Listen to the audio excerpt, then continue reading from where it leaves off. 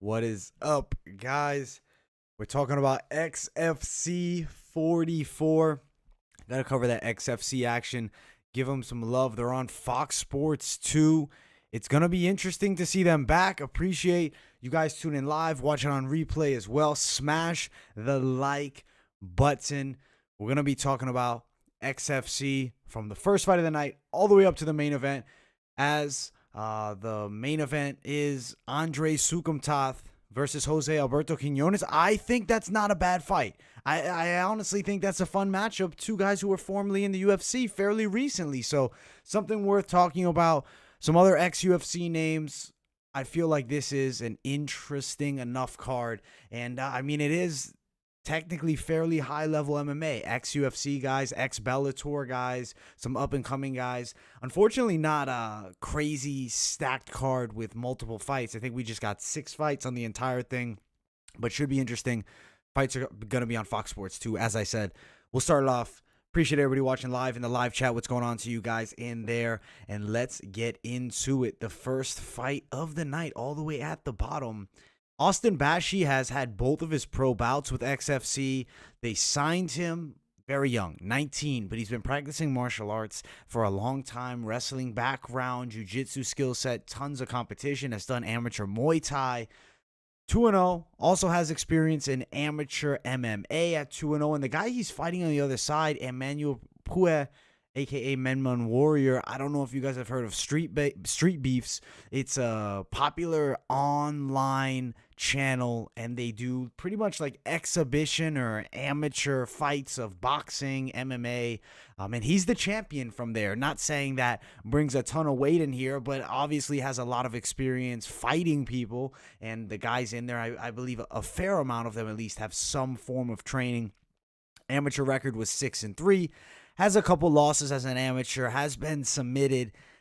They put him alongside a guy here who's very young in Austin Bashi, but he's a young protege. And in this matchup, I like Pue on the feet. I mean, he's longer at 5'8". Will have, definitely a reach advantage. That rangy stance he brings, and he does have some decent Thai boxing skills. Clinch work is not bad. The fight's going to get to the ground, and we're going to see Austin Bashi submit him in the first or second round here. It's definitely going to be a difference of skills when they touch the canvas. So I'm going Austin Bashi submission, young protege at 19, and I believe XFC is slowly building him up just the way they want to. Now, this next one is the tournament semifinals. So the winner of this fight will be fighting another fighter later on in the card. We'll actually look at these fights. What's the 170 fight? Ryan Dixon, Bobby Nash. The winner of LaRue Burley and Carson Hardman would fight the winner of that fight. So some tournament action here. With LaRue Burley, he's an ex-Bellator fighter and definitely wasn't bad over in Bellator. Beat Bubba Jenkins. I believe had a 3-0 record there. Pretty patient with his striking. Decent kicking game. Mixes it up with the hands well. Takes a really good shot. But he also does leave his chin up high. And a guy with enough power in the hands could potentially hurt him. Carson Hardman is a guy who is relentless with his pressure and awkward attack. His hands are low. He's throwing a ton of looping shots. He rips to the head, to the body. He throws most of his shots with power.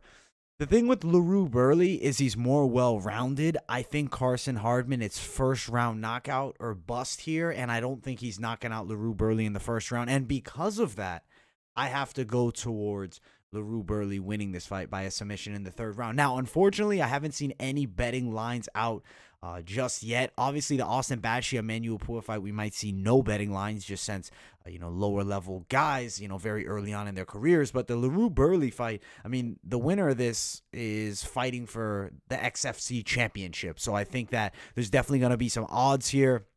Burley should be a favorite, probably around the -175, -200 range because of his higher level experience. But Carson Hardman definitely coming to fight, and if he can get him down early, but I just don't see him doing that to LaRue Burley. So my pick here is going to be LaRue to win the fight, submission, round number 3, and I think he gets a tired Carson Hardman to the floor, probably starts that grappling style of attack in the second round. He is 37, but I still believe he beats the young 26-year-old Carson Hardman here, and I think he does it submission.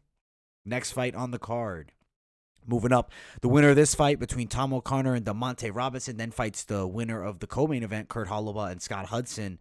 Demonte Robinson, 6-1-1. One notable loss that he does have is to Devontae Smith, who's now in the UFC. And then on the other side, Tom O'Connor beat Jose Caceres, the only man to beat Kamaru Usman.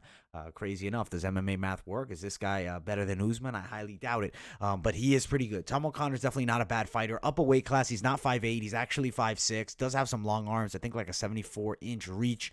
On the other side is Demonte Robinson, lanky guy, tall guy, fights tall.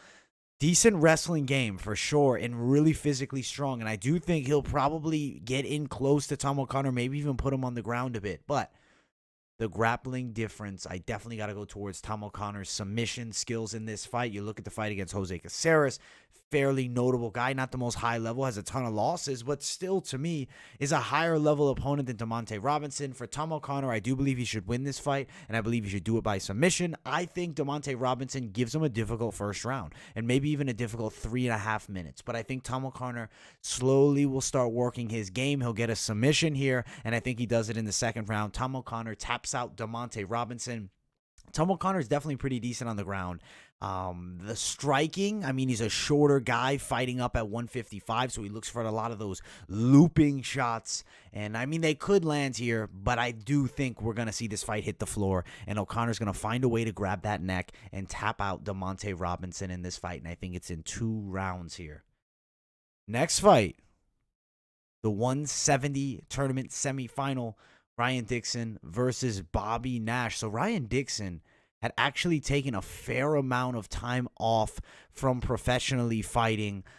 He took, how many years is this? He started fighting 5 years. Shoot, it's been a long time. And he came back, though, and he looked really good against Mike Hill. And if you don't know Mike Hill, he was on The Ultimate Fighter back in the day. And that was actually a rematch between him and Ryan Dixon. He knocked him out, or he choked him out, but he knocked him. He hurt him. He hurt him with a straight, so he did show some good striking there. Grabbed a hold of him, slammed him down to the floor easily, and got a submission in like a minute there. It was a totally dominant performance. Bobby Nash on the other side, he won his fight in the XFC first round against Spencer Jebb. He did it by a knockout there. From what I've seen from Bobby Nash, a decent striker here, ex-UFC fighter, so he does have that high-level experience, has been fairly active. Granted, those 3 losses in the UFC were all knockout losses. And then Ryan Dixon, obviously the time off. As far as, the ring rust, that could maybe be a factor, only has, a minute of fight time. But I still feel like he finds a way to beat Bobby Nash here. I think he can get it done. Not feeling like this would be a great bet here against either guy. 31, neither has been at the highest levels of MMA, but I think Ryan Dixon's going to find a way to win this fight. I think he gets the knockout in the second round of Bobby Nash, who's been knocked out a fair amount of times before. And I think that Ryan Dixon, the straight punch, will find a way to hurt Bobby Nash because he does stand a bit square. His arms are kind of flared out just a bit. So I think there's openings down the center for Ryan Dixon, and I think he finds one, lands it on the chin, knockout here. If I had to guess the betting odds, I could see Nash actually maybe as a slight favorite, minus 125 in this one to maybe the plus 110 dog in Ryan Dixon. I don't think I gave fantasy odds in this last fight, but I think Tom O'Connor in this fight should probably be around minus 175, plus 135, but I wouldn't be shocked if we see the odds as wide as minus 225 for Tom O'Connor and like plus 200 even for Demonte Robinson, just because of having the win over Jose Caceres, a more high-level guy. But let's get to the co-main event of the evening. I would say this is some high-level stuff and tricky opponent for my assumption will be Tom O'Connor, but either Demonte Robinson or Tom O'Connor between Kurt Hollabaugh and Scott Hudson. These guys have been around the game for a while. Both are by no means young in the game, both in their 30s, but as we've seen lately with just one UFC champion in their 20s, the 30s is a great age for fist fighting, especially the early 30s, and Hollabaugh is still on the right side at 35, at least for another 4 months. He fights here against Scott Hudson. Let's talk about Hudson. You got a guy who's a decent kickboxer, definitely, but I've seen a lot of stiffness, and that does definitely worry me against a guy in Hollabaugh who's a pretty aggressive kickboxer, has a fast knockout in his last fight. I will give Hudson some credit. His tie clinching skills are pretty good. Hollabaugh on the other side, though, fairly well-rounded, UFC experience. He's not necessarily the best knockout artist ever, but he's definitely a guy that gets knockout wins. And he has some power in the hands. He looks to set up the shots fairly nicely. You do have to watch out for that overhand right. And he does have an all right jab as well. And I think he finds a way to the chin over Scott Hudson. I think he knocks him out. It should be 2 rounds or less here. Victory for Kurt Holobaugh by a KO. I'm assuming Holobaugh would be a fairly strong favorite. I could see it at minus 250. Maybe even minus 300, simply because of that higher level UFC experience. Even though his opponent is on a nice little streak, hasn't fought that same level of UFC competition. Granted, it's not like Holloway has done amazing against the top guys, but he's been in there with top guys. And I think that will definitely be an advantage. And I think his striking skill set is more than enough to get him the knockout here over Scott Hudson. Main event time. We've already arrived at it. I'm telling you guys, this is not a big card. It is small card. But I appreciate everybody for tuning in. So if you haven't yet, smash that like button. We're giving these XFC predictions here. Gotta like the XFC and what they're doing, coming back to the fight game. And I'm happy that they're doing it. They're giving some guys chance to earn, or rather own, stake in the company as they fight. Granted, the value of the stock, it might be a penny at this point, but it could go up. Who knows where it could go with time if they can continually build. I do think there's some things they got to work on. The announcers, or excuse me, the commentators are good. The announcer, I would like to hear a different voice.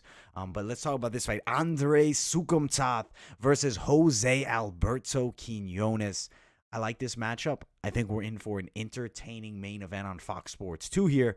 You look at Quinonez, his striking looks really good in his last fight. That was a loss, unfortunately, to, I believe, was it? Yeah, it was Luis Smoka, who's now fighting against Sean O'Malley, interestingly enough. Quinonez also has a loss to O'Malley. Quinonez is a pretty good kickboxer. His striking is good. He moves a ton.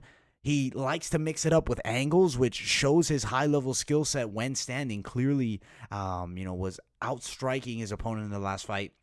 He's also pretty physically strong. But what I did notice with him in past fights, he can gas a bit towards the second round. That's when the grappling will be an evident weakness. Andre Soukhamthath, definitely a decent striker, pro Thai experience, mixes up the striking really well, good hands, will rip to the body, rip to the head, sets up shots nicely and sets up wrestling nicely too. He's also never been finished in his entire pro career. Quinonez is a guy who I think would like to get that finish out there. Granted, he has been the distance in fights, has a little bit of pop, maybe not enough to put out Andre Soukhamthath. I do think Soukhamthath drags this fight to the floor. I think first round is a striking fight because the takedown defense of Quinonez tends to hold up in that first round. I think first round, competitive striking. Second and third round is when Soukhamthath turns on the wrestling and he starts getting a hold of Alberto Quinonez here, gets on top, and I think he finds a way to win, probably going to pick decision here. I am going to. Andre Soukhamthath should beat Jose Alberto Quinonez by a decision. I do think the wrestling makes a difference. Striking-wise, maybe a bit more technical, but Quinonez is a tough man, mixes it up nicely with the hands, and I do think he gets his fair share of shots in. Hopefully we do see some excellent striking. I think we're in store for an entertaining main event, but I am riding Andre Soukhamthath. As far as odds go, they shouldn't be crazy widespread. I'm looking at minus 150 Soukhamthath, plus 145, maybe plus 125 for Jose Alberto Quinonez. But I think Soukhamthath is the one here, and I do think that he goes out there and gets it done. Andre Soukhamthath for the win. We'll see what the official odds are when they come out. This event is also in Des Moines, Iowa, at that Wells Fargo Arena. If I had to give, the card like a score out of 10 on potential to like really move forward in the MMA scene, it's probably like a 4.5. They really do need to sign some better names. They need to get more advertising out there. They need to get multiple weight classes going. But granted, it's going to take time. This is just the second event back after several years off. And I think they were only doing Brazil events for a while. And in these matchups, I do think we have entertaining fights. So there's value as far as the fights go. But I do think they need to bring in some type of names that have a little more notability. Granted, Soukhamthath and Quinonez at the top is great. Holobaugh in the co-main event is good. Seeing some other names, I know the names as a guy, you follow the sport deeply. But if you're not following it at that level, Won't really recognize these names. You'll see the event on Fox Sports 2, and you might just skip it by. But I do think they're on the right path. Hopefully these fights really do deliver. I believe they will. They were supposed to have Ugly Bear Chris Barnett, which definitely would have added some excitement to this card. I do believe bringing some heavyweights on is a smart idea. There's definitely some guys out there. XFC trying to do it different, trying to give people a chance. And I do like the product that they are attempting to put on here, and I'm looking forward to this XFC show. I hope you guys enjoyed the full card predictions for the XFC Soukhamthath versus Quinonez. Make sure you guys smash that like button if you have not already. Follow my social media too, Instagram, Twitter, and TikTok. Appreciate all of you for watching, and I will see you all in the next video.